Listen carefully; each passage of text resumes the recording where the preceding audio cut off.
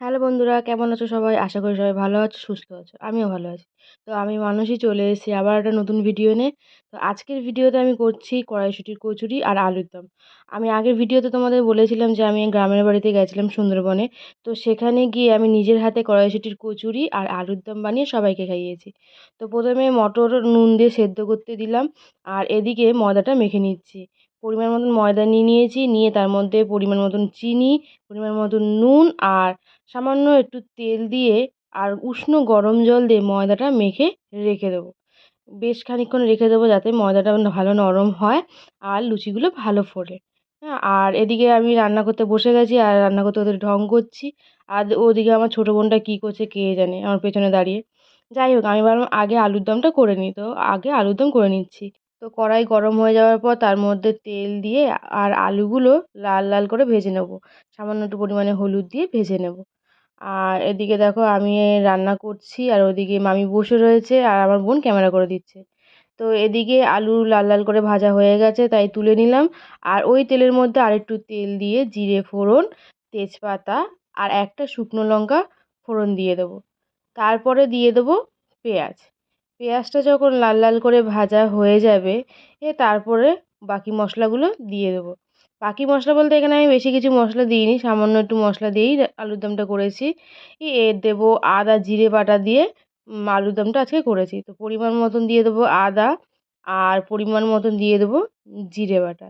দিয়ে দেওয়ার পর ভালো করে মশলাটা কষিয়ে নেবো, যাতে মশলার কাঁচা গন্ধটা চলে যায়। তো আদা জিরেটা কষানোর পর ওর মধ্যে দিয়ে দেবো পরিমাণ মতন হলুদ গুঁড়ো, পরিমাণ মতন নুন, আর দিয়ে দেবো লঙ্কার গুঁড়ো।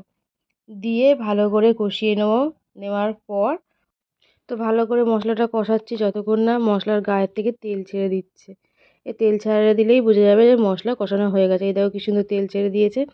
আর ওর মধ্যে দিয়ে দিলাম একটু খানিকটা টমেটো। এবার টমেটো ভালো করে কষানোর পর টমেটোটা যখন ঘেটে যাবে তার মধ্যে দিয়ে দেবো আলু। আলু দিয়ে ভালো করে আরও বেশ খানিকক্ষণ কষিয়ে নেব। এদিকে আলুদমটা ভালো করে কষানো কমপ্লিট।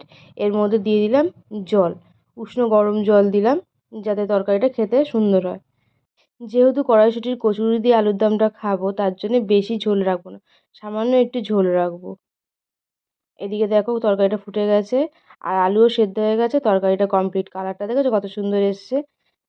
এবার কুচে চলে যাই তোমার কড়াইশুঁটির কচুরির পুর বানানোর জন্য। তো কড়াইয়ে তেল নিয়ে নিয়েছি, তার মধ্যে দিয়ে দিয়েছি আদা বাটা জিরে বাটা, দিয়ে ওটা একটু কষিয়ে নেওয়ার পর আর ওর মধ্যে দিয়ে দেবো একটু হলুদ, নুন, আর তার মধ্যে দিয়ে দেবো সেদ্ধ করা ওই কড়াইশুঁটিগুলো আলাদা বেটে রেখেছি, শিলে আলাদা ভালো করে বেটে নিয়েছি।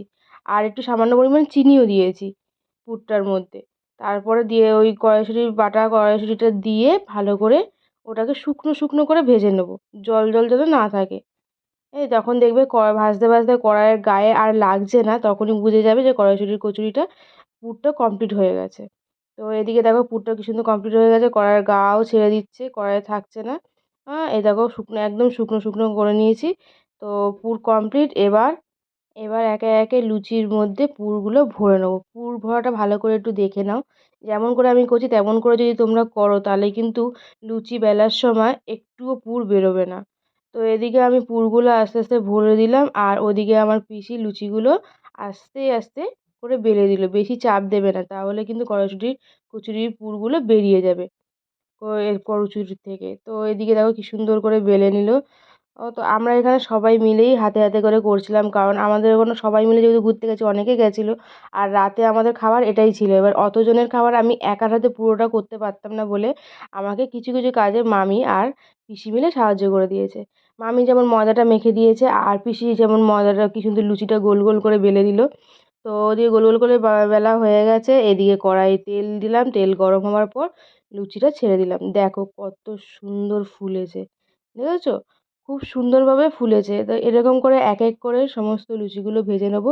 আর প্রত্যেক কটা লুচিই ফুলেছে, লুচি বা কচুরি যেটাই বলা যাক।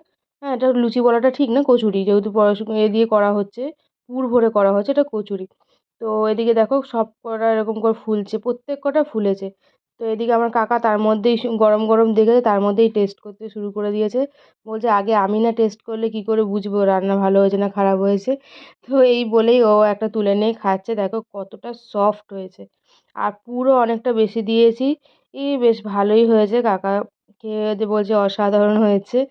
আর আমার এদিকে দেখো অনেকগুলো ভাজা হয়ে গেছে, প্রায় 1 হাঁড়ির মতন কচুরি হয়েছে। আর এদিকে তোমার আলুর দমটা দেখছো, দেখতে কত সুন্দর হয়েছে। দেখতে যেমন সুন্দর হয়েছে, খেতেও খুব সুন্দর হয়েছে। যেমন আলুর দমটা হয়েছে তেমন কচুরিটাও হয়েছে। তো তোমরা দেখলেই বুঝতে পারবে কতটা সফট হয়েছে, কি সুন্দর নরম হয়েছে, প্রচণ্ড নরম হয়েছিল কচুরিটা।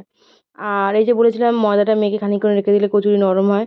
আর এদিকে আলুর দমটাও খুবই সুন্দর হয়েছিল খেতে, সবাই খুব ভালো বলেছে। তো আমিও খেয়ে নিচ্ছি এবার। আমিও খেয়ে দেখলাম খুবই ভালো হয়েছে।